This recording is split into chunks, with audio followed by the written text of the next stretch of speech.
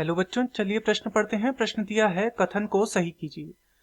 तो कथन यहाँ पर हमें दिया गया है और हमें ये बताना है कि ये कथन सही है या नहीं है। अगर ये गलत है तो हमें इसे सही करना है। तो कथन दिया गया है जड़ों में अधिकांशतः जल सिम्प्लास्ट से होता हुआ बहता है। तो यहाँ पर हमसे जो पूछा गया है वह जल की गति या जल के परिवहन के विषय में पूछा गया है। तो इस प्रश्न की जो मुख्य अवधारणा है वह जल की गति या जल के परिवहन के विषय में है। जल की गति या जल का परिवहन। तो चलिए सबसे पहले हम यह समझते हैं कि जो जल की गति होती है या जल का परिवहन होता है वो किस प्रकार से होता है। तो जो जल का परिवहन होता है पौधों में वह दो माध्यम से होता है, दो तंत्रों के माध्यम से होता है। दो तंत्र।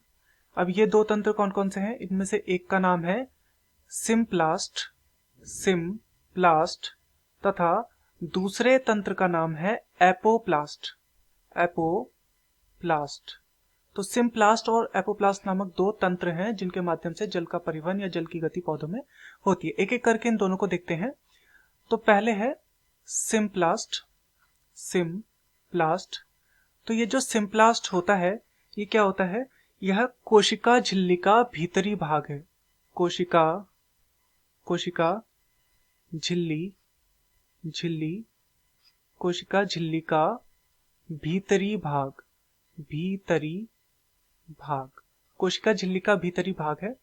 तथा इसमें क्या होता है?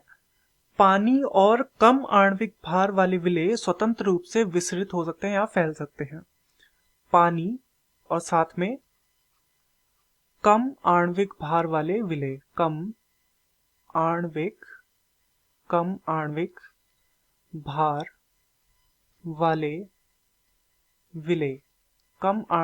वाले विलेय क्या हो सकते हैं? इसमें स्वतंत्र रूप से विसरित हो सकते हैं, स्वतंत्र विसरण कर सकते हैं या स्वतंत्र रूप से फैल सकते हैं। तो ये होता है सिम्प्लास्ट। वहीं दूसरा जो हमने बोला था, दूसरा जो परिवहन तंत्र है वह है एपोप्लास्ट। तो एपोप्लास्ट क्या होता है? एपोप्लास्ट होता है कोशिका झिल्ली के बाहर का स्थान। कोशिका झिल्ली के बाहर का स्थान। कोशिका झिल्ली के बाहर का स्थान। तथा इसमें क्या होता है? इसमें भीतर इसके जो सामग्री होती है वो स्वतंत्र रूप से फैल सकती है। सामग्री भीतर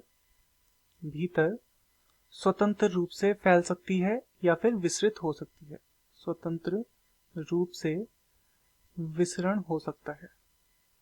तो ये होता है एपोप्लास्ट। यहाँ पर जो हमें कथन दिया गया है, कथन में हमसे बोला गया है कि जड़ों में अधिकांश जल सिम्प्लास्ट से होता हुआ बहता है। तो ये कथन गलत है, क्योंकि जड़ों में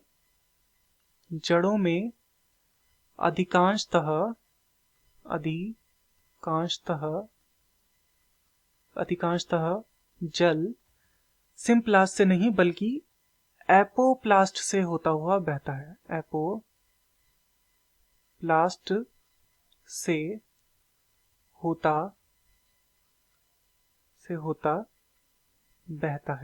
बहता है। तो सही कथन होगा जड़ों में अधिकांशतः जल एपोप्लास्ट से होता हुआ बहता है। मैं आशा करता हूं आपकी यह समझ में आया होगा। धन्यवाद।